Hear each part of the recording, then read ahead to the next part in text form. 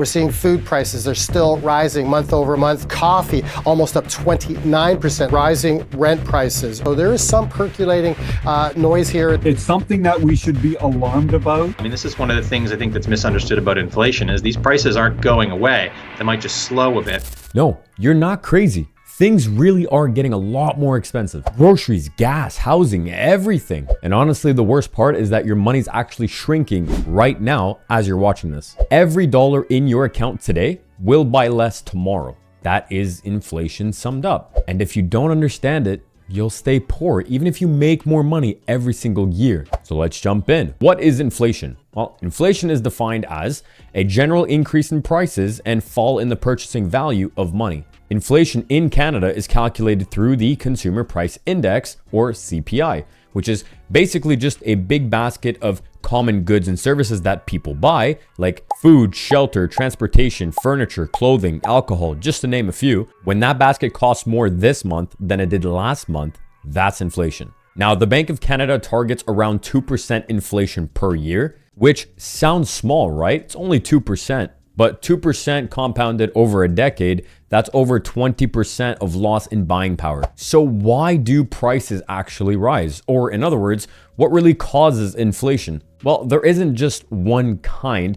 There are four main types, and once you understand them, then that's where everything just starts to click. I know theory can sound boring, but this is the part that makes everything else just make sense. And then once you understand the theory behind inflation, you're gonna start seeing it everywhere. But you're also going to start thinking about policies or decisions that can lead to even more inflation, which is where everything starts to click, and that's why the theory is crucial. Number one is demand pull inflation. Now, this happens when demand for goods or services grows faster than the supply can actually handle. Companies can't keep up with new demand at the current prices, so they increase prices, which will reduce demand, and then they're gonna play with that price until it reaches the exact supply to meet the market equilibrium. There are many ways that demand can just suddenly increase overnight.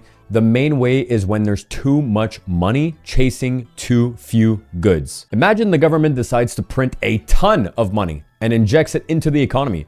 People suddenly have more cash to spend, but the number of goods and services hasn't changed. Wait a minute. We are also supporting our economy. Federal Liberals announce a wave of new COVID relief benefits, including a CERB extension, paid sick leave, and relief for gig economy workers. This all comes with a $37 billion price tag. But Canada's new finance minister says the economy can handle it due to strong performance, which she credits to efforts to flatten the curve. I think the international experience at this point is really, really clear. If you do the right thing to fight the coronavirus, in the medium term, you are going to have a stronger economy. Everyone's got more cash in their pockets now, and they're now all competing to buy the same things and the same amount of things as before. Prices go up. Other ways that demand can just increase is government spending increases, so more money in the Canadian economy in circulation.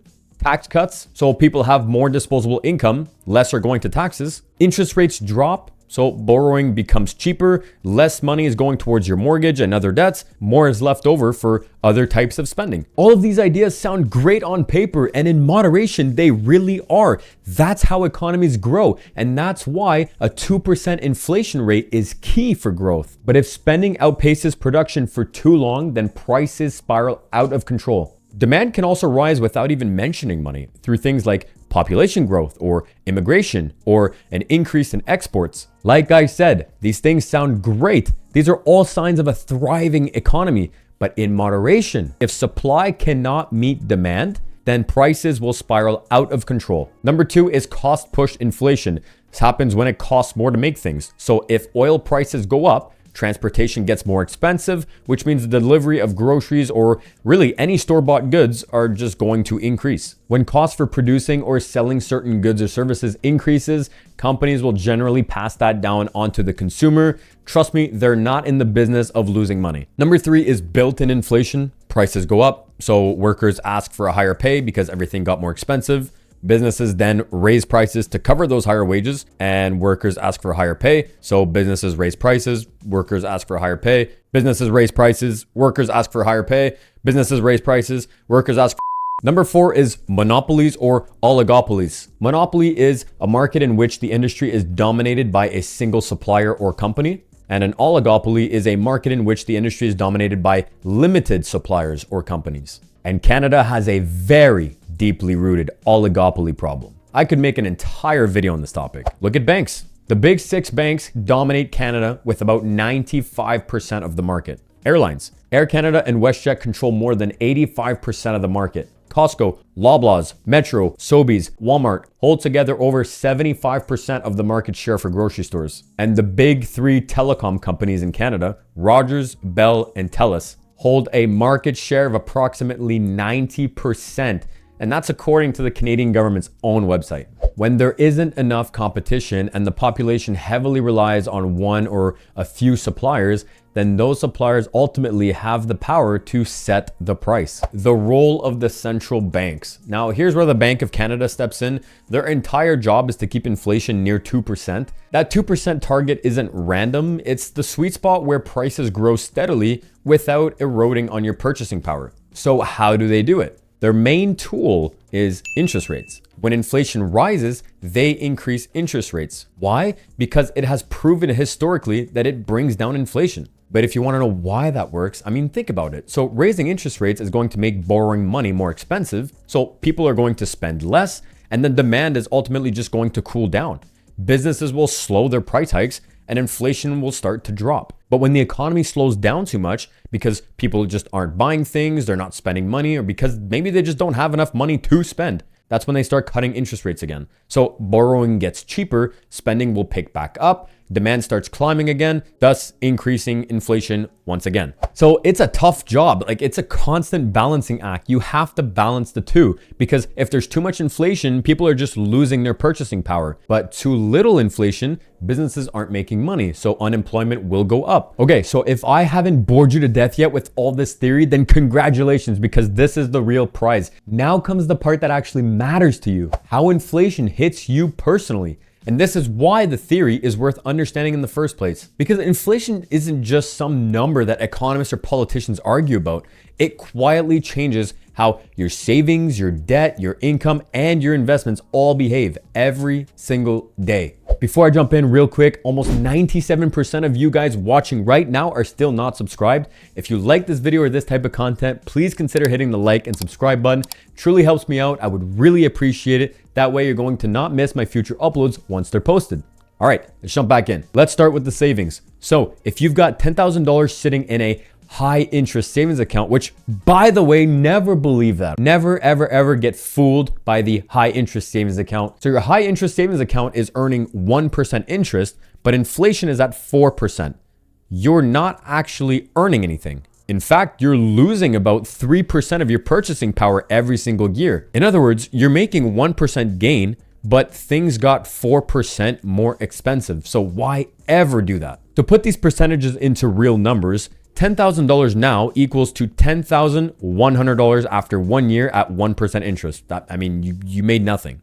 If inflation runs at 4% for that year, so your $10,100 now equals to $9,711 of purchasing power 1 year ago. So what does that mean? That means you made $100, which is probably taxable, because if you're doing this, you probably don't know about the TFSA or other tax advantages. That may be like $65 net, but even if it's not taxable, you made $100 and you lost over $300 of purchasing power. You can quickly see how doing this year after year is going to change your financial future. Your money might look the same on paper, but it's worth much less in the real world. How does it affect debt? Well, there's actually 2 parts. Here's the funny part.